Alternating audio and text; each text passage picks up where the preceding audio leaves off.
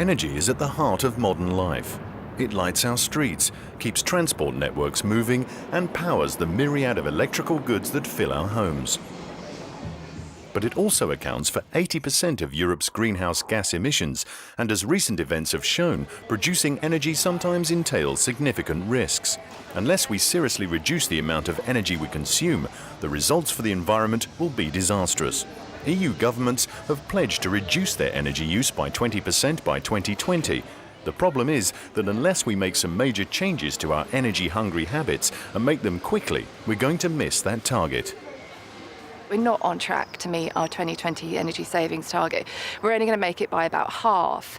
And this is obviously extremely disappointing, given that not only in terms of energy saving contributing to reducing our CO2 emissions and the targets we have for that, but also the additional benefits that reduced energy use brings us.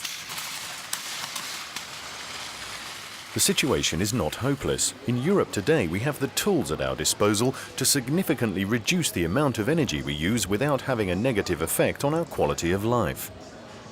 The EU's Sustainable Energy Europe initiative is showcasing a number of projects that show how practical energy-saving strategies can be put in place at grassroots level. This major international supermarket chain is progressively equipping its stores with new low-energy technologies. By 2020, it aims to reduce average energy consumption in its shops around the world by 20%. The new system has been in place at this store near Lyon in the southeast of France for around 6 months. Sur le magasin, en fait, vous avez plusieurs bonnes pratiques. Vous avez notamment des éclairages qui sont plus économes en énergie, des éclairages LED ou tout simplement des tubes néons qui consomment moins d'énergie. Vous allez trouver aussi en fait des équipements qui vont produire du froid mais en consommant moins d'énergie, notamment des meubles surgelés avec des portes. Vous avez aussi un système en fait informatique qui permet de contrôler en fait les éclairages, le démarrage des fours pour fabriquer le pain dans le magasin. Ce qui fait que, par exemple, évidemment, le soir, une fois que les clients sont partis, on va, grâce à ce système, réduire l'éclairage et consommer comme ça moins d'énergie. Shoppers certainly seem aware of the need to change ingrained attitudes to energy consumption. C'est bête de devoir se dire qu'on changera quand on devra changer et pas quand on peut changer. Changer par devoir, c'est quand même moins percutant que changer parce qu'on le veut. And we can also reduce the amount of energy we use at home. Here in the Spanish city of Sabadell, the local authorities have equipped homes with intelligent electricity monitors, which can show in real time the amount of electricity a household is consuming.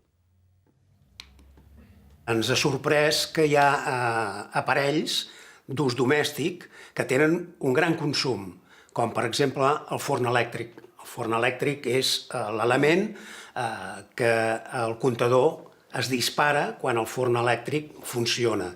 També l'aparell és un element de seguretat que ens permet saber, si marxem i abandonem la casa, que tots els elements de màxim consum estiguin parats.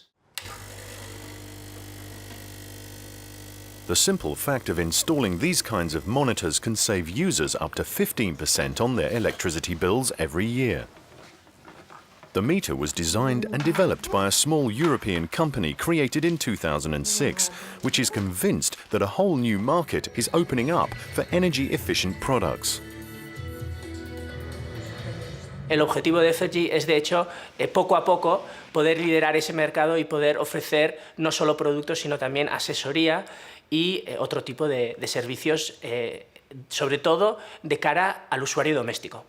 Yo creo que el futuro viene de poder llegar a acuerdos estratégicos con empresas clave en las tecnologías del futuro. Public authorities have a huge role to play in reducing the amount of energy we use in Europe. Every year, local, national and European authorities spend around 1,500 billion euros, nearly a sixth of the EU GDP.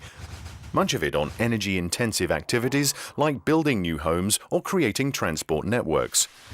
From 2012, EU governments have said public procurement rules should insist on energy efficiency criteria. Here in the Hungarian capital Budapest, this huge communist-era block of flats has been renovated to meet tough new energy efficiency standards. The building now has solar heating panels on the roof and an efficient new central heating system. It's been equipped throughout with new windows and new high-performance insulation, ensuring as little energy as possible is wasted.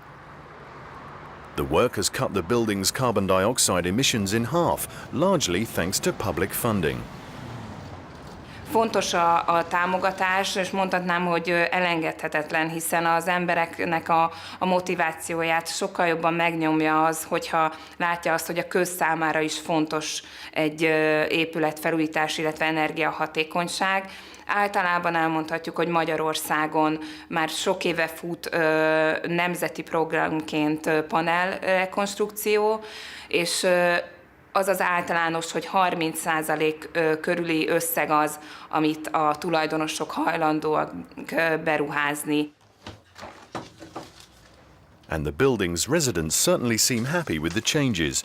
Timea Kirali lives in the block with her young son Marcos. Hát elsősorban azt vettem észre, hogy a fűtésszámla sokkal alacsonyabb lett, ugye a harmadával alacsonyabb, a komfortérzetünk a sokkal jobb lett, meg szépek lettek ezek az új ablakok, meg a háznak a színe is nagyon tetszik. Reducing the amount of energy we use in Europe is not an impossible goal. On the contrary, it offers a win-win opportunity for Europe's individuals and businesses to cut their bills and help the environment. But time is running out. If we are to reach the targets we've set ourselves, we must start making the changes now.